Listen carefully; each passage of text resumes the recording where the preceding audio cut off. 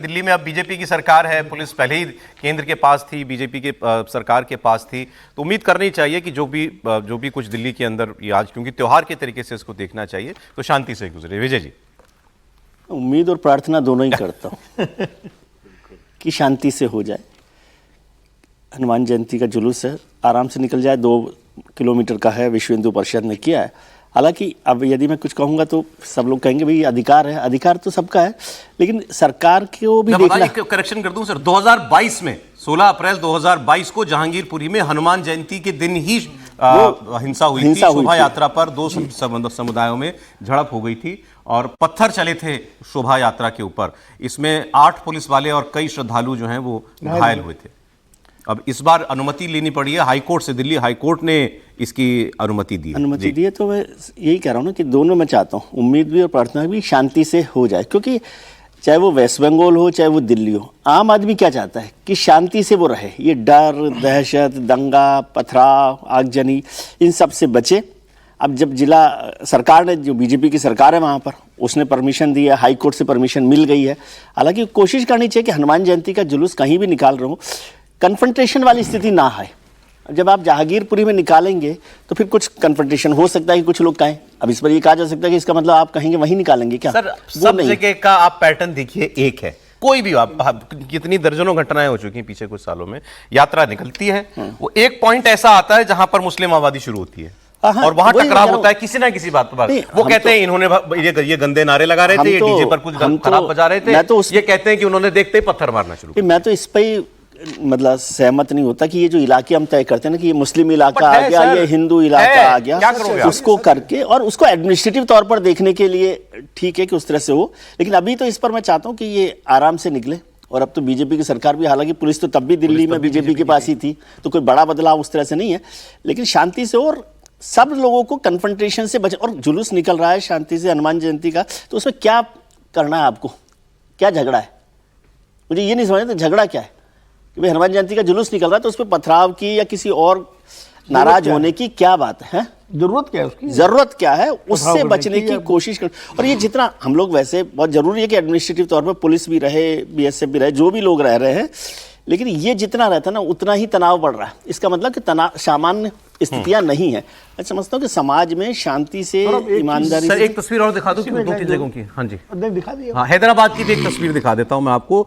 हैदराबाद में तो बहुत बड़े स्तर पर हनुमान जयंती मनाने का कार्यक्रम है आज। 200 जगहों पर शोभा यात्रा निकलेंगी। हैदराबाद में बहुत सारी शोभा यात्रा निकल रही हैं और नियम और शर्तों के साथ इसको इजाजत दी गई है।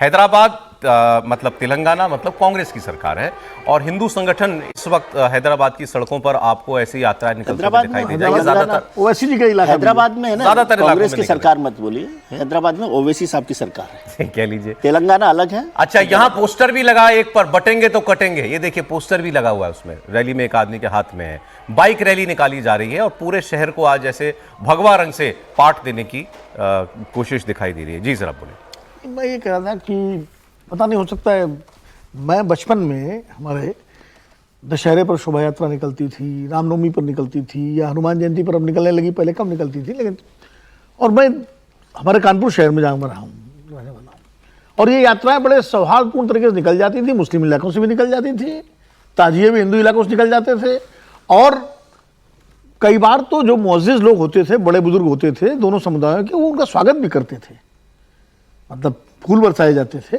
इस तरह की चीजें होती थी, हमने अपने बचपन में खुद देखा है। अब मुझे लगता पता नहीं वो हिंदुस्तान कहाँ चला गया। अब हर शोभा यात्रा पर, हर जुलूस पर police, RPF, CRPF, rapid action force और कमांडो सब लगाने पड़ते हैं। और उसके बाद भी विजय जी और हम और आप सब उम्मीद भी रखते हैं और प्रार्थना भी करते हैं कि शांति से निकल जाए। ये मतलब बड़ी सोचने की बात है कि वो हिंदुस्तान जो आज़ादी के बाद, बंटवारे के बाद, जिसमें ज़्यादा बड़े घाव थे जब देश टूटा था, उसके कुछ सालों बाद हम लोग तो तभी पैदा हुए, मतलब उसी दौर में, और बचपन में देखा हमने, निकल जाती। क्या आप ये कहेंगे कि ये यात्राएं भी पॉलिटिकल टूल बन गई हैं? बिल्कुल, पॉलिटिकल टूर बन गई हैं, यात्राएं भी बन गई, जुलूस भी बन गए, और पॉलिटिकल टूल की वजह से ही ज्यादा तनाव होता है। सर, अभी हैदराबाद का जिक्र हो रहा था, एक वाराणसी की तस्वीर भी, वो भी दिखा दीजिएगा।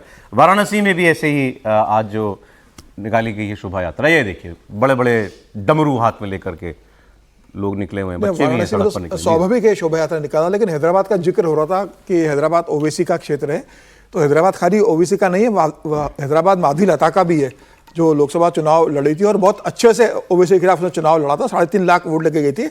और ग्रेटर हैदराबाद कॉर्पोरेशन की अगर बात करें तो भारतीय जनता पार्टी सबसे बड़ी पार्टी है आज की तारीख में वहां पर, पार्षदों के हिसाब से अगर देखेंगे। और भारतीय जनता पार्टी ने बहुत और संघ ने बहुत ज्यादा वहां मेहनत की है। हनुमान और जयंती के मुझे- जुलूस में बटेंगे तो कटेंगे के पोस्टर का क्या काम है? नहीं, ये पोस्टर से बचना चाहिए था, लेकिन हैदराबाद में जिस तरीके से ओवैसी भाषण देते हैं, हैदराबाद में जिस तरीके से ओवैसी के छोटे भाई भाषण देते हैं, तो मुझे लगता है कि उनको जवाब देने के लिए संदेश भी देना जरूरी है कि भाई ऐसा नहीं कि आप जो बोलोगे वही सब स्वीकार होगा, या हिंदू भी रहते हैं। और मुझे लग रहा है कि अब हैदराबाद की जनता भी इस बात को समझ रही है कि ओबीसी के परिवार ने जो लंबे समय तक हैदराबाद के लोगों को डरा धमका कर अपना शासन चलाया है, अब ओबीसी भी जानते हैं कि उनके घर के अंदर उनके पैरों के नीचे हैदराबाद में जमीन सरकने की स्थिति आ गई है। और ठीक है, लंबे समय से ओबीसी परिवार वहां ताकत बनकर रहा है, लेकिन आज हैदराबाद के अंदर आप देखेंगे तो भारतीय जनता पार्टी एक मजबूत ताकत बनकर आ रही है। हैदराबाद में ही वो बीजेपी के विधायक है ना, टी राजा सिंह, बिल्कुल उससे ज्यादा आग उगलने वाला तो आदमी इस वक्त शायद ही कोई बिल्कुल। और वो राजनीति नहीं में कि देश में। लोकसभा में आती है, वो कॉन्स्टिट्यूंसी घोषणा इनकी नहीं। लोकसभा में आती है, ओवैसी की लोकसभा में वो कॉन्स्टिट्यूंसी आती है। तो मुझे लग रहा है कि आज भारतीय जनता पार्टी ने वहां एक बड़ी अच्छी सफलता हासिल की, और मुझे लग रहा है अगर वहां निकल रही है इतनी सारी रैलियां, तो ये एक स्वागत इसका होना चाहिए।